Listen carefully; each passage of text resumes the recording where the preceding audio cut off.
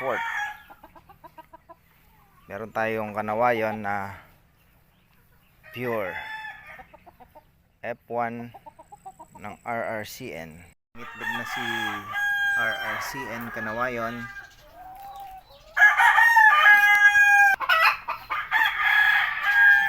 Marking sa itlog 26 and then date January 3. Ganito naman po ang aking pagmamarking.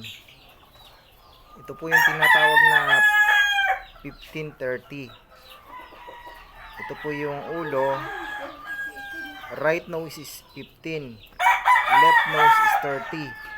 Additional lang po. Right feet is 1 and 2. Left feet 4 and 8.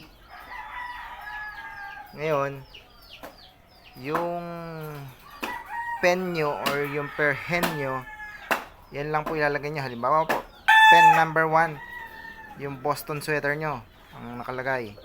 Tapos ang broadcock nyo is Gilmore, is pen number 1. Pag magko-collect kayo ng egg, marking nyo lang is number 1 sa ibabaw. Ngayon, pen number 2, sweater. Pen number 3, Perfection Roundhead. Ito lang, meron lang kayong record. Tapos, ito yung pen nyo, yun lang isusulat nyo sa itlog nyo as a marking. So now, yung pagmamarking naman ng sisiw. Pag marking naman tayo ng sisiw, additional lang. Yan, let's say, kinuha na natin sa hatcher tray. Mamarkingan na natin. Kung number 1 ang nakasulat sa itlog nyo,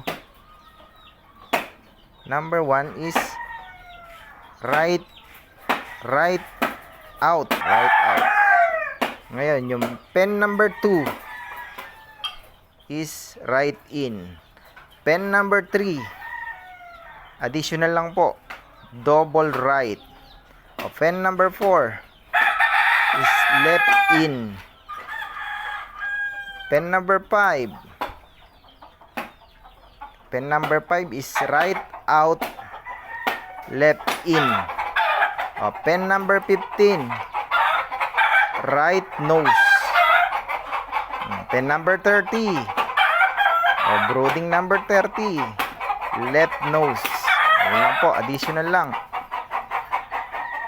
Dito po, wala nang bigaw, walang double na marking nyo, hindi kayo malilito. Dati po, ganito po ako magmarking ng itlog. Ngayon po, ipinapisa ko sa sagapan ng isang sikat na hatchery.